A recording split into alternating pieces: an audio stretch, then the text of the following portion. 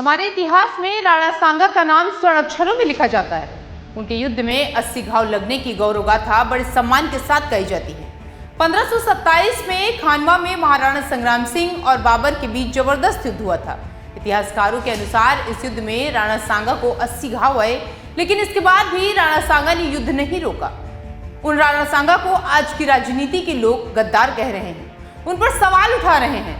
काल बनकर टूट पड़ने वाले राणा सांगा का नाम सुनकर दुश्मन भी डर के मारे कांपते थे, लेकिन आज की राजनीति के लोग उस मुद्दे पर राजनीतिक रोटियां सेक रहे हैं। बीते दिन अखिलेश यादव की पार्टी के सांसद ने सांगा का जो अपमान किया, जिसको लेकर के अब कई हिंदू संगठन प्रदर्शन कर रहे हैं। और करणी सेना ने तो ये ऐलान कर दिया कि आज जो तुम घर छोड़कर भागे हो, जब तक पिटोगे नहीं तब तक करणी सेना तुम्हें छोड़ेगी नहीं। उधर अखिलेश यादव ने भी अब माफी मांग ली है।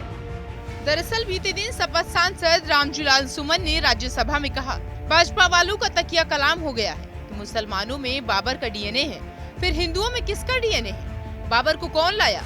बाबर को भारत में इब्राहिम लोदी को हराने के लिए राणा सांगा लाया था। मुसलमान बाबर की औलाद है तो हिंदू गद्दार राणा सांगा की औलाद। ये हिंदुस्तान में तय हो जाना चाहिए। बाबर की आलोचना करते हैं, राणा सांगा की नहीं। देश की आजादी की लड़ाई में इन्होंने अंग्रेजों की गुलामी की थी। हिंदुस्तान का मुसलमान बाबर को अपना आदर्श नहीं मानता, वो मोहम्मद साहब और सूफी परंपरा को आदर्श मानता है। इस विवादित बयान के बाद से ही राजनीति गरमाई हुई है।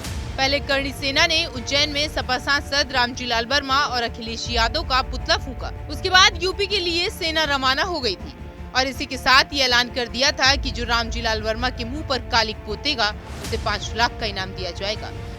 सांसद रामजीलाल सुमन ने हमारे पूजनीय और आदर्श महाराणा सांगा के खिलाफ अभद्र टिप्पणी की है, जिसका हम कड़ा विरोध करते हैं। मैं अपने सभी राजपूत भाइयों, विशेष रूप से उत्तर प्रदेश के राजपूत भाइयों से अपील करता हूँ कि ऐसे लोकसभा सदस्य का विरोध करें। जो भी इनका मुंह काला करेगा और उसे जूते मारेगा, उसे करणी सेना की ओर से 5 लाख रुपए का इनाम दिया जाएगा। सांसद रामजीलाल वर्मा ने सीधे तौर पर मुगल शासक बाबर को भारत में बुलाए जाने के लिए राणा सांगा को जिम्मेदार ठहराया। हालांकि इतिहास में इसको लेकर अलग अलग बातें लिखी हुई हैं। बावजूद इसके सदन के पटल पर समाजवादी पार्टी नेता के बयान ने उत्तर प्रदेश की राजनीति में भूचाल ला दिया। देश के अलग अलग हिस्सों में करणी सेना अब प्रदर्शन कर रही है। उज्जैन के बाद आगरा में सांसद रामजीलाल वर्मा सुमन के घर राजपूत करणी सेना का प्रदर्शन हुआ। इस प्रदर्शन के दौरान रामजीलाल सुमन के खिलाफ जमकर नारेबाजी हुई। समाजवादी पार्टी को निशाने पर लिया गया। सपा सांसद रामजीलाल वर्मा के आवास पर किए गए प्रदर्शन, तोड़फोड़, पथराव और लाठीचार्ज में करणी सेना के कई कार्यकर्ता घायल हो गए। 14 पुलिसकर्मी भी घायल हुए। इसके साथ ही 40 से 50 कुर्सियां तोड़ी गयी। सांसद के घर के बाहर खड़ी 10 से ज्यादा गाड़ियों में तोड़फोड़ की गई। इस मामले में सपा सांसद रामजीलाल सुमन के बेटे वीरू सुमन ने तहरीर दी है। इस मामले में पुलिस अब सीसीटीवी फुटेज के आधार पर छानबीन कर रही है। इस मामले पर बीते दिन जब रामगोपाल यादव से पूछा गया तो उन्होंने मिलीभगत बता दी और कहा, करणी सेना ने ऐलान के बाद ये सब किया था। वे बुलडोजर लेकर आए, पुलिस और प्रशासन ने उनकी मदद की। ईद के बाद समाजवादी पार्टी इस मामले को लेकर आंदोलन करेगी। इस मामले में पुलिस ने 2 मुकदमे दर्ज किए हैं, मगर एक भी व्यक्ति गिरफ्तार नहीं है। रामजीलाल सुमन के घर पर खूब उत्पात मचाया गया।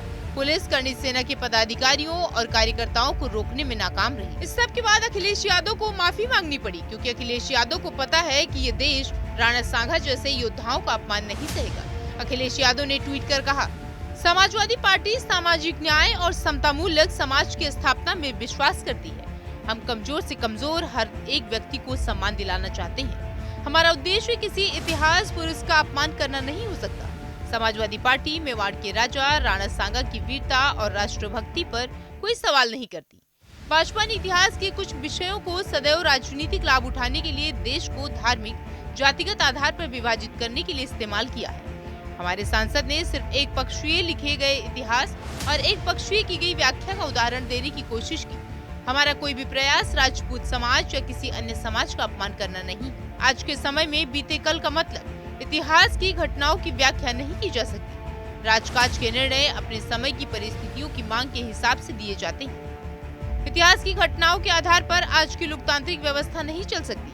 भाजपा सरकार को अपनी भेदकारी आदत को सुधार कर जनता की रोजी रोजगार, स्वास्थ्य और सुरक्षा पर ध्यान देना चाहिए। भाजपा दरारवादी पार्टी है। मतलब कुल मिलाकर करणी सेना का कहना है कि वो राणा सांगा का अपमान बर्दाश्त नहीं करेगी। तो वहीं दूसरी तरफ अखिलेश यादव अपने सांसद के दिए हुए बयान पर सफाई दे रहे हैं। लेकिन देखने की बात यह होगी कि यह मुद्दा आगे क्या मोड़ लेता है। फिलहाल इसमें इतना ही और ऐसी तमाम खबरों को देखने के लिए आप देखते रहिए जनतंत्र टीवी।